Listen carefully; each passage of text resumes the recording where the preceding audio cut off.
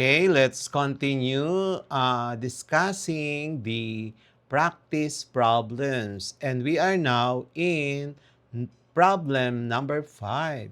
A business uses 12 fluorescent lamps, each rated at 40 watts, and they are left for 8 hours unnecessarily over the weekend, Saturday and Sunday.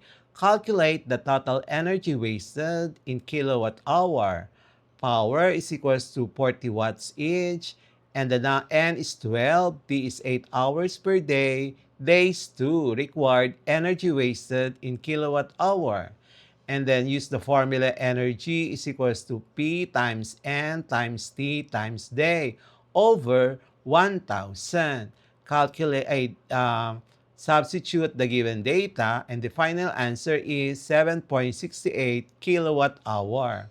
Number 6, in a school, the electric fans consume 75 watts each.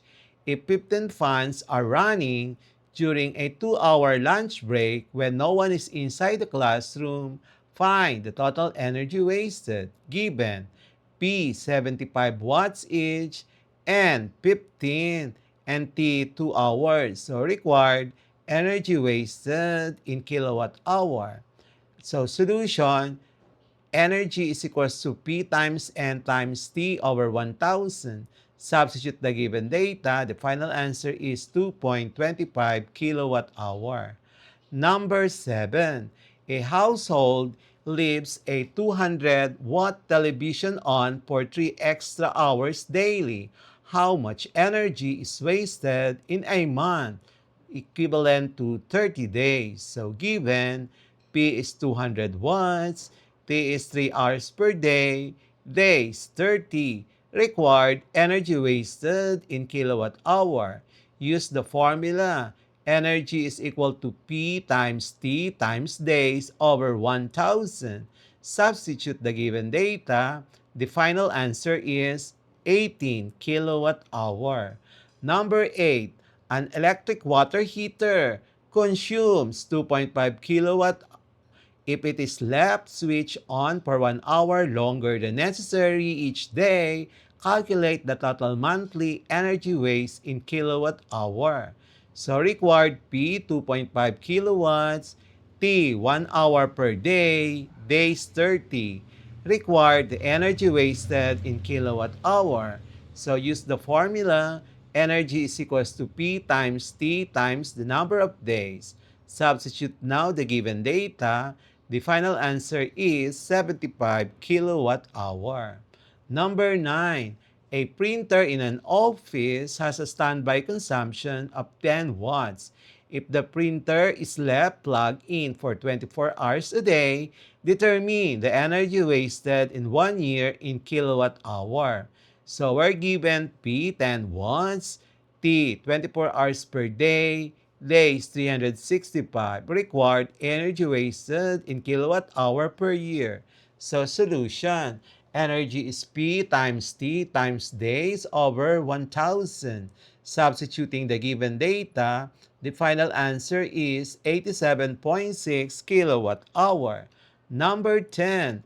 A bakery leaves its oven preheated for an unnecessary 2 hours at 4 kilowatts. Calculate the total energy wasted for 20 such incidents. Okay, given P is 4 kilowatts, T 2 hours, incidents 20. So required energy wasted in kilowatt hour. Use the formula, energy is equals to P times T and the number of incidents. Substitute now the given data. The final answer is 160 kilowatt hour. We will now proceed to the MCQ for the lesson 55, Energy Wasted in Homes, Schools, Local Businesses, and Other Parts of Society. Number 1. Which of the following is a common cause of energy wastage in homes? Letter A. Turning off unused lights. Letter B. Using energy-efficient appliances. Letter C. Leaving lights on in empty rooms. Letter D. Insulating walls and ceilings. Number 2. In schools, Which practice contribute most to energy wastage? Letter A, turning off projectors after class. Letter B, using LED lighting. Letter C, leaving air conditioning on during weekends. D, scheduling classes in well-lit rooms. Number 3, in local businesses, what action often leads to unnecessary energy consumption? Letter A, regular maintenance of equipment. Letter B, overuse of air conditioning or heating. Letter C, switching off computers after work. Letter D, using natural ventilation. Number 4, which of the following is not an example of energy wastage? Letter A, operating machines at idle for long periods. Letter B, turning off appliances when not in use. Letter C, heating or cooling unoccupied rooms. Letter D, using outdated, inefficient equipment. Number 5, which human habit leads to the highest energy wastage in homes? Letter A, washing clothes in cold water. Letter B, leaving electronics on standby mode. C, using a clothesline instead of a dryer. Letter D, closing curtains during hot days. Number 6, an office that keeps lights on 24 hours, 7 days a week, regardless of occupancy, is wasting energy mainly due to A, poor insulation, B, excessive lighting use, C, water heating, D, appliance overload. Number 7, which of these reduces the risk of energy wastes in school? Letter A, use timers for outdoor lights. Letter B, keeping air conditioners on at night. Letter C, overheating classrooms during winter. Letter D, leaving windows open with AC running. Number 8, in local businesses, energy wastage can be reduced by letter A, leaving computers running overnight. Letter B, installing motion sensor lights. Letter C, running air conditioners at maximum setting. Letter D, using incandescent bulbs. Number 9, which situation represents energy wasted in society? Letter A, street lights turning on automatically at dusk. Letter B, street lights operating during daylight hours. Letter C, using solar-powered lamps. Letter D, installing energy-efficient traffic lights. Number 10, a major environmental consequence of energy wastage is A, increased wildlife population. Letter B, reduced greenhouse gas emissions. Letter C, increased carbon footprint. Letter D, lower utility costs. Number answer key for lesson 55.